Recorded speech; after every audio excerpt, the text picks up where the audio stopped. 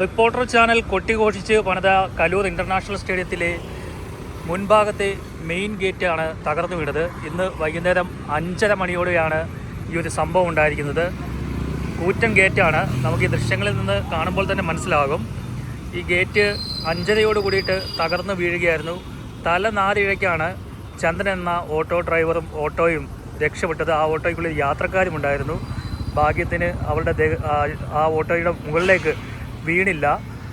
ഇതിൻ്റെ ഒരു പ്രധാന കാരണം ഇത്രയും വലിയ വെയിറ്റുള്ള ഗേറ്റ് 2 സ്ഥലങ്ങളിൽ മാത്രമാണ് ഉറപ്പിച്ചിരുന്നത്. അത്രയും ബലമുള്ള അത്രയും വെയിറ്റുള്ള ഈ ഒരു ഗേറ്റ് ഈ 2 വിജാഗിരിയിൽ സ്ഥാപിച്ചതാണ് ഇത്തരത്തിൽ ഇത് ഇളകി തകർന്നു വീഴാൻ കാരണമായെന്നാണ് നമുക്ക് ദൃശ്യങ്ങളിൽ നിന്ന് കാണുമ്പോൾ മനസ്സിലാവുന്നത്. ഈ ദൃശ്യങ്ങളിൽ കാണുന്ന വലിയ ഗേറ്റ് 2, അതായത് സ്റ്റേഡിയത്തിൽ നിന്ന് പുറത്തേക്ക് പോകുന്ന ഭാഗത്തെ ഗേറ്റാണ് തകർന്നു വീണിരിക്കുന്നത്. എന്നാലും വലിയൊരു അപകടം ഒഴിവായി എന്ന് വേണം പറയാൻ. കഴിഞ്ഞ ദിവസങ്ങളിൽ ഇവിടെ കളി ഉണ്ടായിരുന്നു, ഫുട്ബോൾ കളി ഉണ്ടായിരുന്നു. ആ സമയത്ത് വലിയ തിരക്കാണ് ഉണ്ടായിരുന്നത്. അപ്പോൾ ഇത് ഏതെങ്കിലും തരത്തിൽ താഴെ വീണിരുന്നുവെങ്കിൽ ആളുകൾക്ക് ഒരുപക്ഷെ വലിയ അപകടമുണ്ടായേനെ, ആളപായം തന്നെ ഉണ്ടായേനെ എന്ന് വേണം നമുക്ക് മനസ്സിലാക്കാൻ കഴിയുന്നത്. എന്തായാലും ഇത് നിർമ്മാണത്തിലെ അപാകത തന്നെയാണ്. റിപ്പോർട്ടർ ചാനൽ നവീകരിച്ച് ഈ സ്റ്റേഡിയം നവീകരിച്ചതിന് ശേഷം മുൻഭാഗത്ത് വലിയ ഒരു ഗേറ്റ്, ഒരു കമാനം സ്ഥാപിക്കുകയായിരുന്നു. അവിടെ റിപ്പോർട്ടർ ചാനലിൻ്റെ പേരടക്കം വെച്ചിരുന്നതാണ്. പക്ഷേ ഇത് GCDAക്ക് പരാതി നൽകിയതിനെ തുടർന്ന് റിപ്പോർട്ടർ ചാനലിൻ്റെ പേര് ഇതിൽ നിന്നും എടുത്തു മാറ്റിയിരുന്നു. മറുനാടൻ തന്നെ ഈ വാർത്ത റിപ്പോർട്ട് ചെയ്തതാണ്.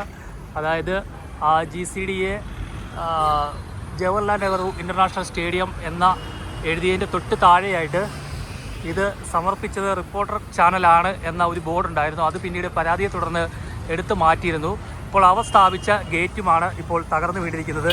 ഇനിയും തകരുവാൻ ഒരുപാട് സാധനങ്ങൾ സ്റ്റേഡിയത്തിനകത്ത് ഉണ്ട് എന്നാണ് നമുക്ക് കഴിഞ്ഞ 2 ആഴ്ച മുമ്പത്തെ ദൃശ്യങ്ങളിൽ നിന്നും മനസ്സിലാക്കാൻ കഴിഞ്ഞത്. എല്ലാം പഴയ സാധനങ്ങൾ തന്നെ പെയിൻ്റ് അടിച്ച് അവിടെ സ്ഥാപിച്ചതായിട്ടാണ് കാണാൻ കഴിഞ്ഞത്. എന്തായാലും ഈ അപകടത്തിൽ നിന്നും രക്ഷപ്പെട്ട ഓട്ടോ ഡ്രൈവർ ചന്ദ്രൻ മറുനാടൊപ്പം ചേരുന്നുണ്ട്. എന്താ സംഭവിച്ചത്? ഒരു 5:20 ആയപ്പോഴേക്കാണ് വീഴുന്നത്. ഞാൻ ഒരു 3 പാസഞ്ചറും കൊണ്ട് വരുന്ന സമയത്താണ് എൻ്റെ മുട്ടിയില്ലാതെ നമുക്ക് ഭയങ്കര ശബ്ദം. ഞാൻ ഓർത്ത് എൻ്റെ ഓട്ടോയുടെ ബാക്ക് എന്തോ സംഭവിച്ചെന്ന് കൊണ്ടാണ് ഞാൻ ചവിട്ടി നിർത്തുന്നത്. നിർത്തിയപ്പോൾ ഗേറ്റ് വീണ് കിടക്കുന്നത് കാണുന്നത്.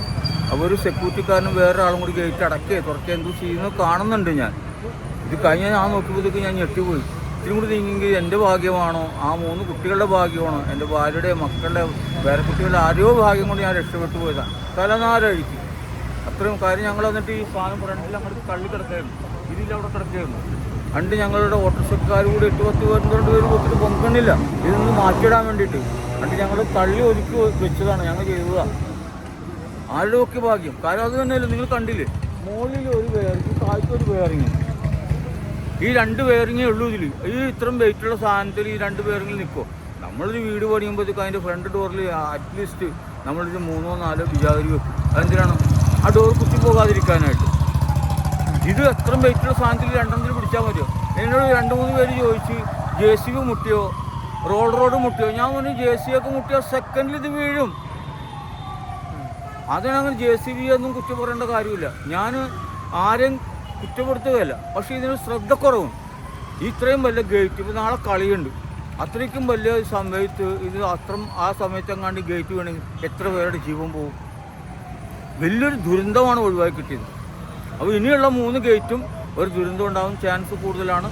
അതുകൊണ്ട് അത് നല്ല രീതിയിൽ ഇതിൻ്റെ അധികാരികൾ ആരാണോ അവരത് നല്ല രീതിയിൽ അത് പണിത് സുരക്ഷിതമാക്കുക എന്ന് മാത്രമേ എനിക്ക് പറയാനുള്ളൂ. ചേട്ടൻ്റെ പേരെന്താ? എൻ്റെ പേര് ചന്ദ്രൻ.